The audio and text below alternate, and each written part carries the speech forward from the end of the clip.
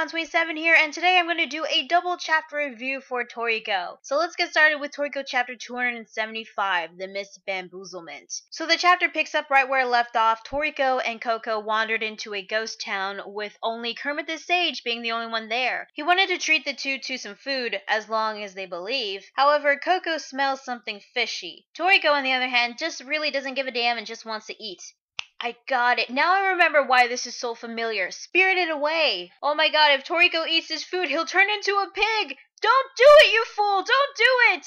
Oh, who am I kidding? This is Toriko here. He'll eat anything. So yeah, Toriko starts to eat and Coco is still a bit suspicious. Toriko did ask Kermit the Sage what's his name, but the frog just ignores him and continues talking about the food in Gourmet World, saying that it's on a whole new level. Appearances, smells, tastes, textures. The old palette will instantly slip away into the mist and a new palette will gradually awaken. Coco asks him what real mist is, and according to Kermit the Sage, it's nothing more than a simple form of weather in Gourmet World. Now, I gotta give kudos to the artwork, especially on Kermit the Sage here. From how it was drawn, you can tell something is up with this frog. Anyway, Toriko apologizes to Kermit about pointing his laser at him at Thorn Sea, but the frog just brushes off, saying that he didn't mind. But Toriko asks him why couldn't he avoid it now. Kermit the Sage then looks down and he notices that Toriko was pointing his laser at him. Turns out that Toriko was suspicious on the frog this whole time and was just playing along just to catch the frog off guard. I really do like this part because it shows that Toriko does not have a one-tracked mind when it comes to food, at least not all the time. Now, according to Toriko, the scent on this frog was different from the frog that he saw in the sea, which means that this Kermit the Sage is not the real frog, because on the next page, the frog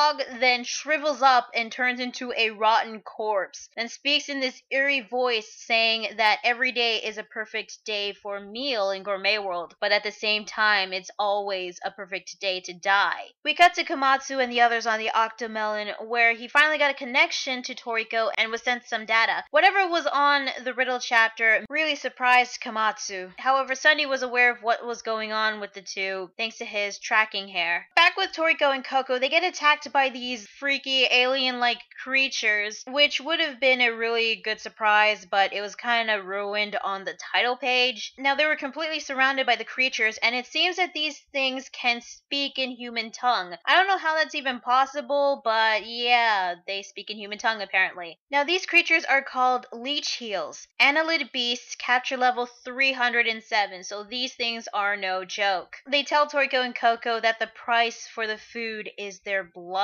Suddenly, Toriko starts to shrivel up like something was sucking up his blood, and it turns out that he was covered by leeches. The dead corpse and the entire town then dissolves into the mist, revealing that it was all an illusion this whole time. So yeah, the frog lied to them about the real mist. Apparently, this mist can create illusions or mirages that look real, but they're not.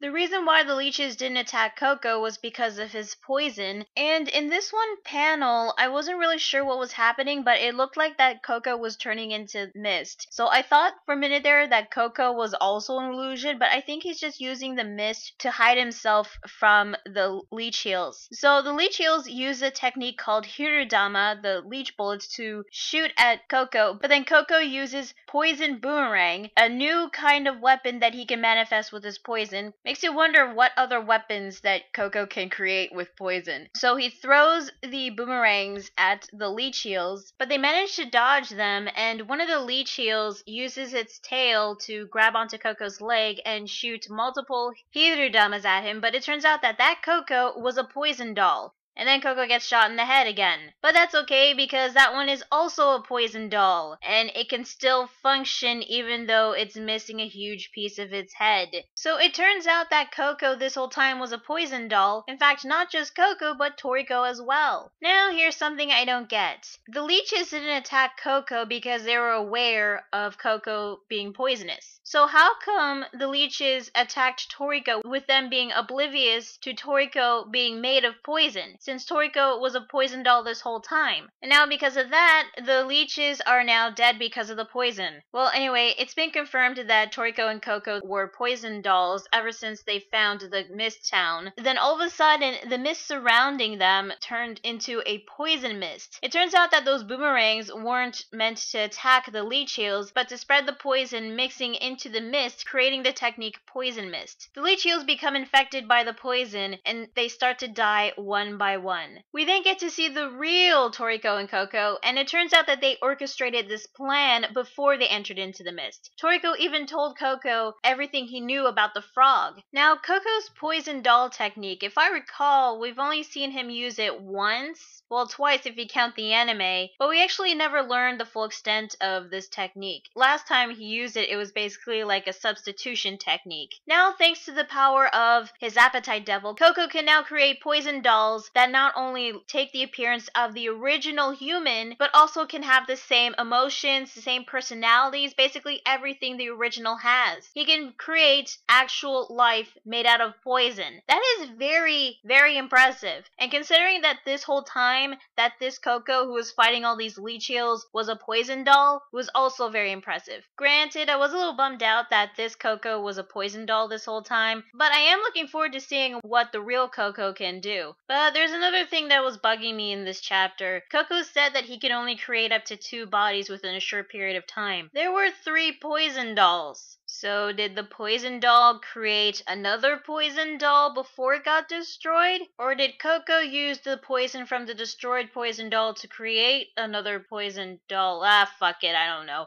Anyway, it turns out that those giant heads with the wheels on them created the real mist. And thank you guys so much, by the way, for telling me what these things are, because it was really bugging the hell out of me. From what you guys have told me, these things are called Tounyuudous, based on Japanese mythology. From what I can tell, the Tounyuudou is a Japanese yukai, or demon, that guards the gates of hell. So it's going to be Toriko's turn to take on these Tounyuudou things, and that is where the chapter ends. So what did I think of Toriko chapter 275? I thought this was a pretty good chapter. I thought it was cool seeing Coco's various poison techniques in this chapter, even though it was a poison doll. But learning what he can do now with his poison doll was very impressive. Coco is one of my favorite characters, and it was really great seeing him using these unique poison techniques in one of these battles. I thought the artwork on the frog was really good, especially when it emphasized the eerie atmosphere that was going on. However, I really, really wish we get to know what the hell is the deal with the frog.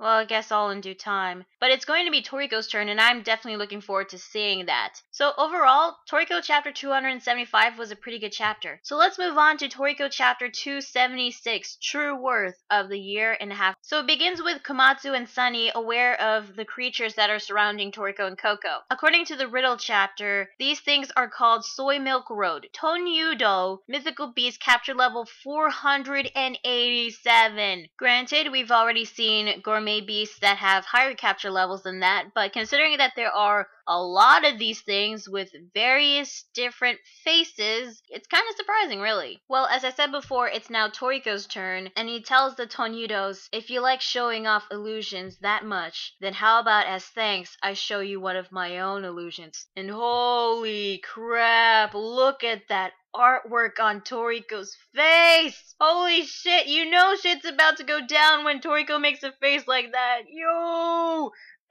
Sorry, I was acting like King of Lightning for a minute there, but seriously though, yo! Look at that face! Sorry, I did it again. Anyway, in the next page, oh my god, did Toriko turn into his appetite devil? I never recalled it looking like that! Or is that his intimidation? Holy shit. Well, anyway, one of the Tounyuudous notices this, his eyes start to bulge out, and in the next page, whoa. I've seen Toriko's intimidation many times, never looking like that.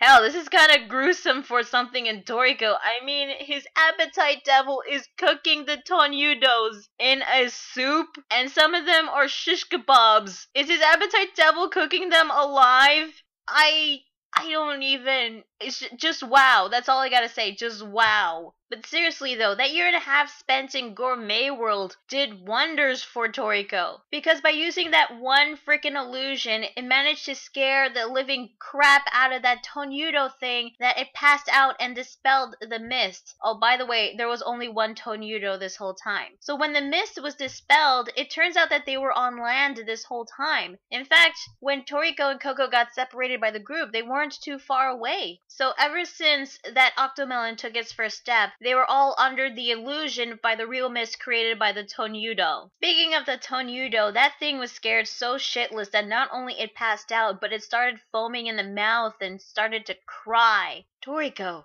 what the hell have you been doing in Gourmet World? So it turns out that illusion that Toriko used was actually his ultimate routine. Well, I gotta say that ultimate routine was quite the improvement from the ultimate routine that he used against Darjun. Seriously, that year and a half in Gourmet World did wonders for this guy. I know I said it before, but I really gotta say it again. Especially now that he doesn't have to fight against creatures that have capture levels 500 to 600. Well, I'm keeping my fingers crossed that they encounter creatures with capture levels of 1,000 or even higher, because that would be freaking awesome if that were to happen, which will be very likely. Now with Zebra, it seems that this whole time he knew it was an illusion. Well, that certainly explains why Zebra was acting all laid back and relaxed, but he did say earlier that his echolocation wasn't working because of the mist. Was that true, or was that a lie? Because if that was a lie, Zebra, you freaking asshole, man.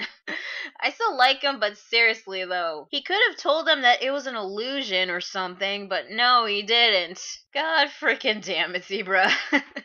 Although this does beg the question, if he knew this was an illusion this whole time, and he didn't seem a bit intimidated by Toriko's ultimate routine, granted he wasn't as close as Coco, it makes you wonder how strong is Zebra? Because there have been debates right now that Toriko might be stronger than Zebra. I'm not sure because we haven't seen Zebra fight yet. Then again, we didn't know what the hell that he was doing during the year and a half time skip while Toriko was in Gourmet World. So currently Toriko is the strongest right now. Well, definitely stronger than Coco and Sunny, that's for sure. Stronger than Zebra, we still don't know yet because we haven't seen Zebra fight yet. Well, anyway, it's not a Toriko chapter without some food, so Komatsu prepared a nice big meal for everyone using the ingredients: the torpedo sausages, the Leech Heels, the arm-length foilings that Kiss defeated off panel, which kind of sucks because I wanted to see Kiss fight the thing, but okay. And of course the Tounyuudou, which its skin is made out of tofu and its tears are actually soy milk. Which is kind of weird considering that this Tounyuudou looks human. Knowing the fact that Komatsu and the four heavenly kings are going to eat this thing is kind of weird. I mean, it was weird enough with those surprise apples since they had a face, but the Tounyuudou looks more human. Well, anyway, everyone begins to chow down on the food, including Terry, Quinn, Kiss, Yun, and even the Octomelon. Look at that, it even has a straw slurping up the soup. That's kind of cute. Komatsu was tearing up because he was overcome with emotion because he really wanted to travel with the four heavenly kings together and even have a meal together. It was his dream, and he was just so happy that it actually happened. As for where Komatsu got all these cooking utensils, including that giant pot, it was from inside the Octomelon. The question is, how the hell did Komatsu get that giant pot out of the Octomelon? Anyway, while Komatsu was talking to Sunny, Toriko said in his thoughts that the reason why that they were all together in this adventure was all thanks to Komatsu, and he thanks him for it. Then they hear this noise coming from afar, and it turns out it's a oh my god!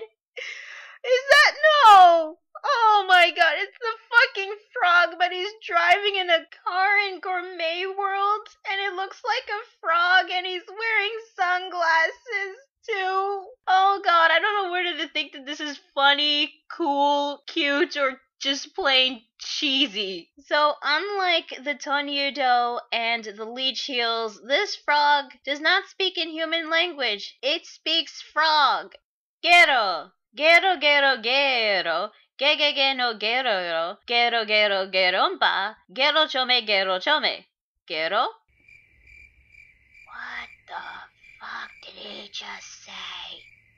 Yeah, so in case you guys don't know, gero is the Japanese onomatopoeia for the frog. So basically, it's the Japanese way of saying ribbit. From what the frog was saying, gegege no geroro is a joke from the manga Gegege no Kitaro, which is something I've never read before. The second seems to be a warping of the James Brown song Get On Up. They have James Brown and Toriko?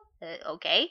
And for the third one, the gero chome thing, chome is like a sound effect for a censored out word. So the frog was swearing. Yeah, I'm not kidding. That's what the translation note says. And the chapter ends with Toriko, Komatsu, and Sunny reacting to the frog. Well, this was certainly a weird way to end the chapter. So yeah, that is Toriko chapter 276. What did I think? Well, I thought the chapter was good from beginning to middle, but the ending was just plain weird. Toriko's improved ultimate routine was really cool to see, and it makes me really want to see what else that he can do. I mean, if an ultimate routine is capable of doing that to the Tounyuudou, imagine what his techniques can do. But now that the Tounyuudou is defeated, we'll finally get the actual exploration of Yuto Island. But first things first, the frog. We still gotta know what the deal is with this frog. Does it have a connection with Acacia's salad air? Well, according to the ending caption, the frog is hinted to be a key player to capturing air. So what this frog's connection to air is, we'll probably know in the next chapter. All I know is the way it met up with Toriko and the others was just plain funny, weird, and kind of cool. And yet, despite that, I thought the chapter was kind of good. So tell me guys, what do you think of these two chapters of Toriko? Did you like them? Did you hate them? Let me know in the comments below. Be sure to like the video if you like it and subscribe to more videos. And be sure to check out my Facebook fan page and Google+. So yeah, that was Toriko chapter 275 and 276. I'm Lunar Spawn 27, and I will see you guys later. Bye.